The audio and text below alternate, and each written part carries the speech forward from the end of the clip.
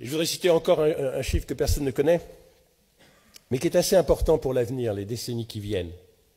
Il y a un petit continent qui est au sud de l'Europe, où on voit surtout les gens arriver des côtes libyennes sur des bateaux. Et il faut faire un petit effort pour se rappeler que c'est le seul continent sur lequel la France a un excédent commercial, ça s'appelle l'Afrique. Et l'Europe, la France, ils ont un atout assez important pour l'Afrique, grâce à l'Afrique. C'est que l'Afrique parle en français ou en anglais, un peu en portugais, un peu en espagnol. L'Afrique pense en français et en anglais. L'Afrique achète des marques françaises, des marques européennes, parce que c'est complètement naturel. Mais il y a quelque chose de beaucoup, beaucoup plus important, c'est que l'Afrique, elle appartient à l'Europe. Alors, Monsieur le Premier ministre, souvent vous dites, attention, la Chine est en train d'acheter l'Afrique. Tout est en train de.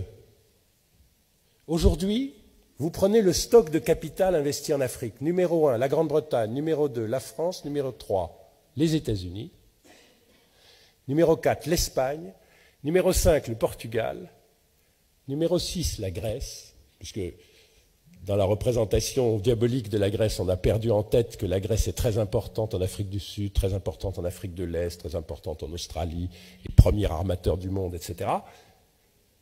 Et ensuite vient la Chine, en stock de capital. C'est-à-dire qui possède les mines, qui possède le pétrole, qui possède les produits agricoles, qui possède l'immobilier, l'Europe.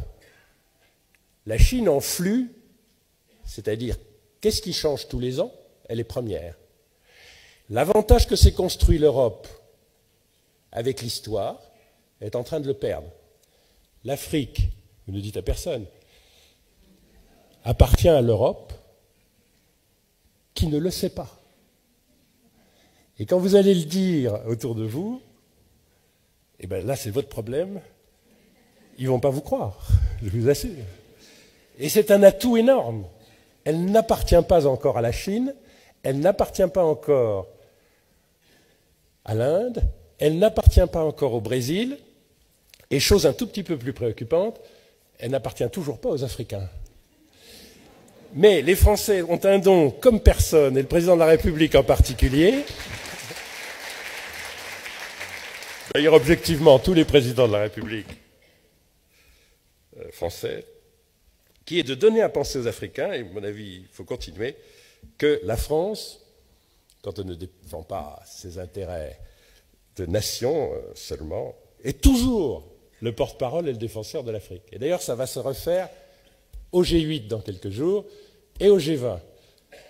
Jouez de ça, simplement parce qu'ils sont 2 milliards et parce qu'aujourd'hui déjà, il y a beaucoup plus d'Africains qui parlent français que de Français. Et je fais l'hypothèse que 100% des Français parlent français. Ne nous y trompons pas.